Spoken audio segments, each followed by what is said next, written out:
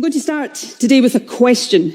In other contexts, perhaps a risque question, not one you would expect from somebody in my position in a talk about climate change. But it's important. Does size matter? My answer, perhaps also unexpected, is that no, it really doesn't. And Scotland is proving that. About a mile from here, in the National Museum of Scotland, you will find on display a steam engine designed by the great engineer James Watt. 100 miles from here, just off the coast of Aberdeen, is the world's biggest floating wind farm. And then, just a bit further north from there, in the Pentland Firth, we find the biggest wave power turbine being tested. These are all extraordinary feats of technology and engineering, but they also demonstrate how Scotland, a relatively small country, led the world into the industrial age and is now helping to power the world into the net zero age. And there's a lesson for us in that. When we talk about tackling climate change, we so often talk about the contributions of America, Russia, China, Brazil, and that's important. We won't limit global warming without these countries. But we also have to recognise that the ambition, the leadership and the action of small countries matters too. Small countries have no time for small objectives, and I really agree with that. And we see examples of the leadership that small countries show everywhere we look. Take Bhutan.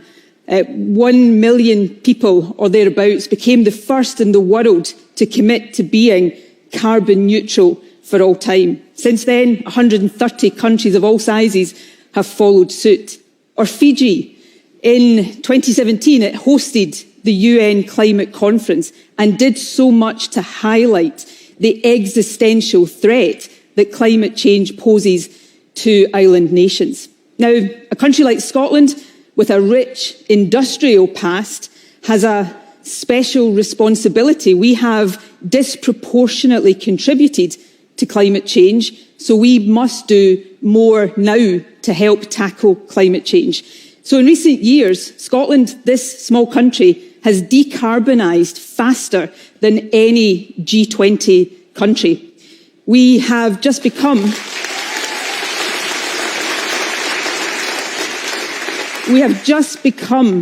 the first nation in the world that is not an independent nation yet to publish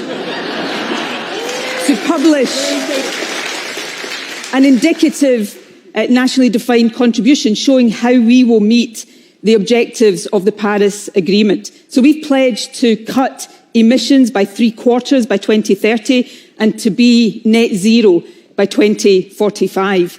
We're also seeking to galvanise change on the global stage.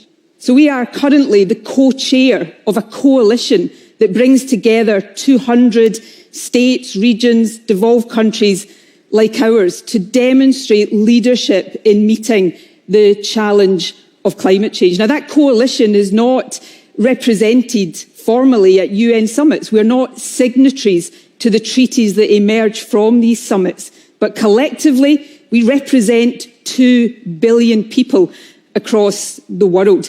And about half of the reduction in global emissions that we need to see will depend on the actions we take.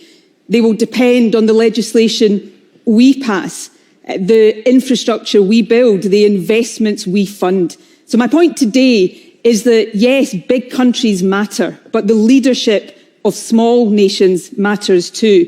It's often states and regions and small nations that can step in when the bigger countries fail to act. So when Trump disgracefully took America out of the Paris Agreement, it was a coalition of states and cities that kept the momentum going. And if we raise our ambition and if we follow that through with action, then we can spur the bigger countries to go further and faster too. And there's one final point where our voice and our contribution matters. So often states or devolved nations like Scotland that have to respond most directly to the impacts of climate change.